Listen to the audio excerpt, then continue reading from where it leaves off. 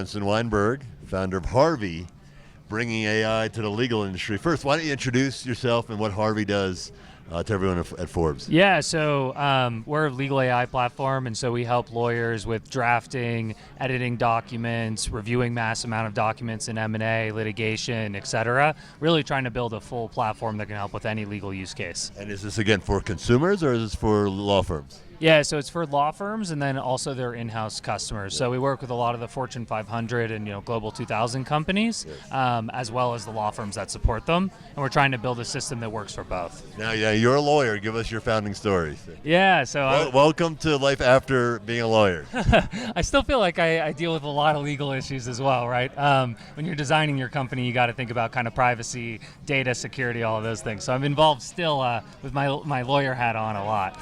But I met my co-founder, who is the AI side of the company, actually about 2 years before the company started, and we got a little bit of an early access to some of the models at OpenAI, and we ran those over a lot of questions on r/legal advice, and we found out the models were really good at answering legal questions. And we actually just cold emailed the C-suite of OpenAI and said, hey, did you know that it was this good at legal?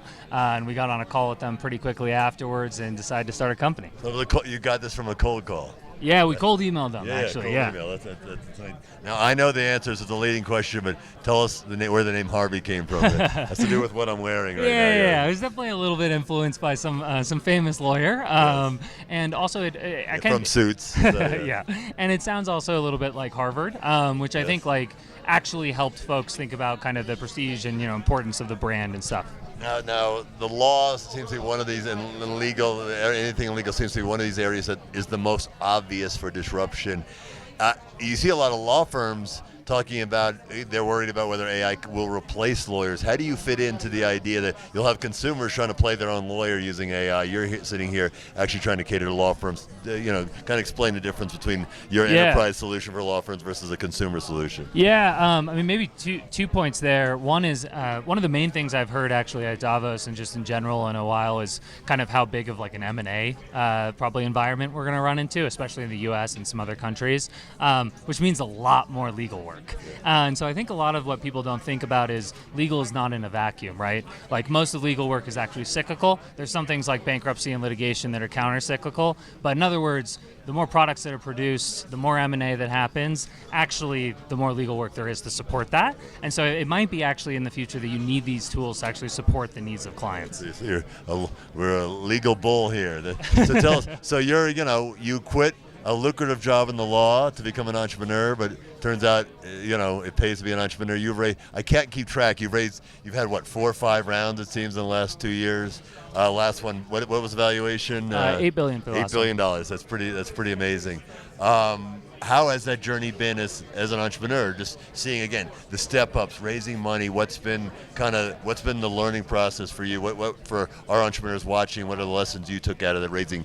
How much have you raised? Many hundreds of millions, right? Yeah, around $1 billion. Almost $1 billion at an $8 billion latest valuation. What's the tip for a lot of people who want to would love to mimic that success? Yeah, I think honestly, this is maybe a little bit of a basic answer, but if the company does well, the investors come to you, and so I would think of fundraising as not kind of like a process that you are trying to do, but I'd focus all of your energy on building the best company you possibly can, and they'll find out about it. That is a basic answer. How'd you get your first money, which is not as easy? Yeah, 100%. And the first one was a cold email to OpenAI.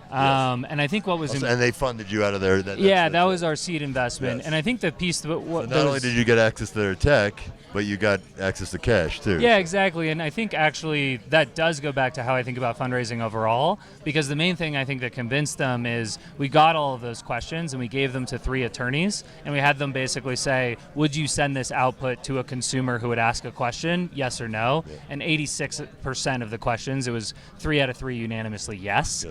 So again, it is actually just showing results of products, showing results of your company building. And I think fundraising actually, if you go out and you're trying to fundraise, that's actually a lot harder than just focusing on your company as much as you can after you get traction, and then make sure you just let your investors know that things are going well, and then do it that way. All right, last question. You come back to Davos and hear Forbes Imagination Action 2 years. Where do you think Harvey is, and where do you think AI is in your field in terms of, it's advancing so quickly? What's the near-term vision?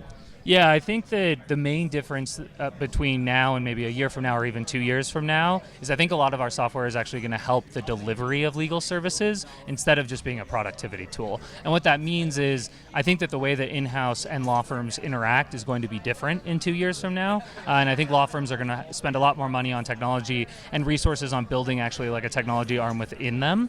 And I think in-house counsel are also going to think about how do they do some work in-house versus send other work to law firms. Winston Weinberg, reformed lawyer, now great legal entrepreneur. We appreciate your time. Thank you so much. Thank you.